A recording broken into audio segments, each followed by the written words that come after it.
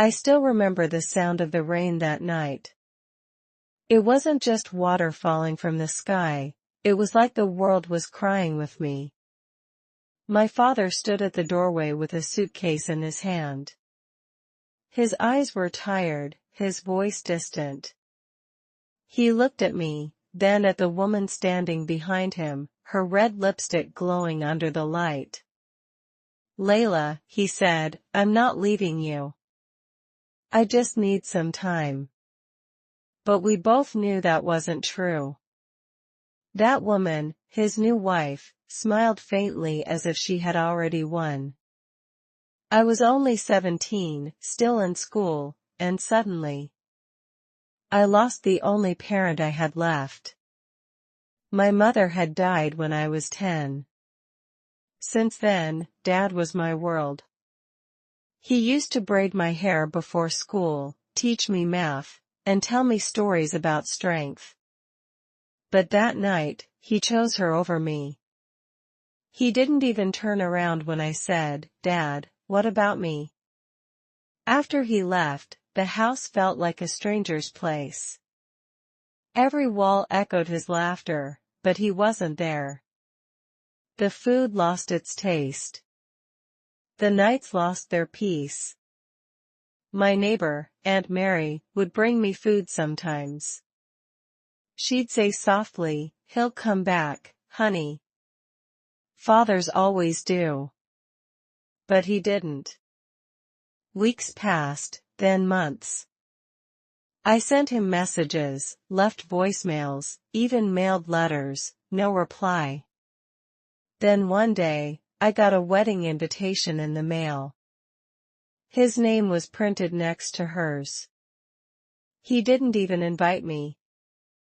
That night, I tore the invitation into pieces, and promised myself never to cry for him again. 2 years later, I got a call. "Your dad wants to meet you," the woman on the line said. I froze. I had imagined this call 100 times, the apology, the tears, the reunion. But when I walked into their fancy house, I realized, it wasn't about me. There she was, his stepdaughter. Pretty. Polished. Smiling. And Dad was sitting beside her proudly, saying, "Layla, this is Emma. She's your sister now." My sister? The girl he chose over me? He didn't notice the hurt in my eyes. He just kept talking about her achievements, her grades, her hobbies, her college plans. I stood there like a guest in my own father's life. I smiled politely, but inside, I was breaking all over again. A few months later, my 21st birthday arrived. I didn't expect much, but still, I hoped he'd remember. I waited the whole day, checking my phone every few minutes. Nothing. In the evening, I saw his photo on social media. He was celebrating Emma's birthday. Cake, candles, gifts, everything. The caption read, "So proud of my beautiful daughter Emma. You've made my life complete." My name wasn't there. Not even a happy birthday, Layla. That's when I realized I wasn't part of his life anymore. That night, I sat down and wrote him a letter. Not out of anger, but from pain I could no longer carry. "Dear Dad, you used to call me your little star. You said I was your reason to live. But now, you've replaced me with someone new. I don't hate you, Dad. I just wish you'd remembered that I still exist."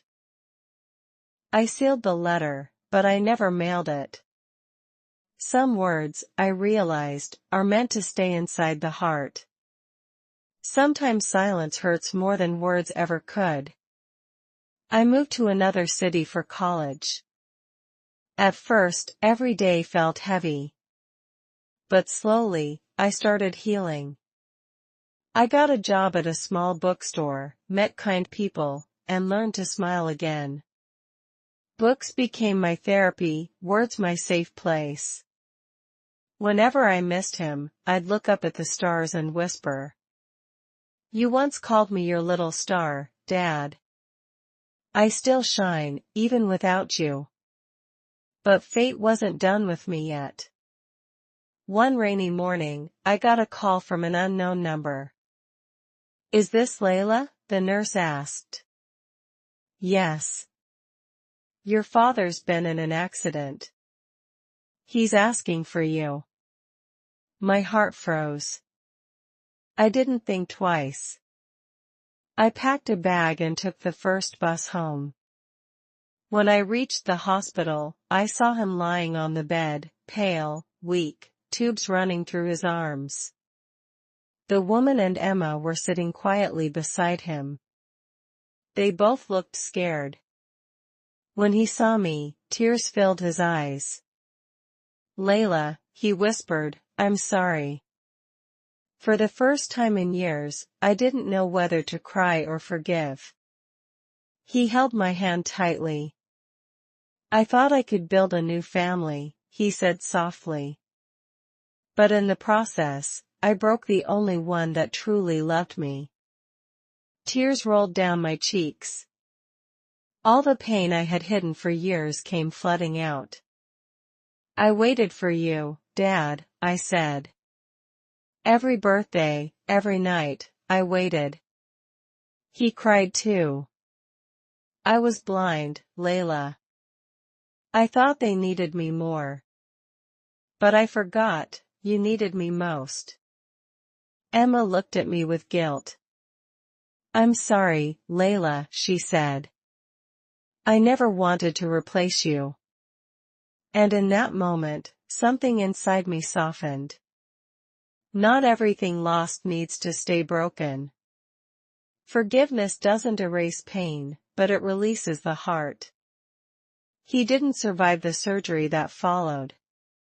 The nurse said his last words were, "Tell Layla I love her." I stood by his grave, holding the letter I never sent. This time, I read it out loud. "Dear Dad, I forgive you. I understand now, life makes us choose sometimes. But even if you chose them over me, I'll always choose love over hate." Then I let the letter fly with the wind. It felt like releasing years of pain. For the first time in forever, I felt light. Sometimes love means letting go, even of the people who broke you. Years later, I became a teacher. Every time I see a lonely student sitting in silence, I smile and say, "You're seen. You matter. Don't ever think otherwise." Because I know what it's like to feel invisible. At night, I still look up at the sky.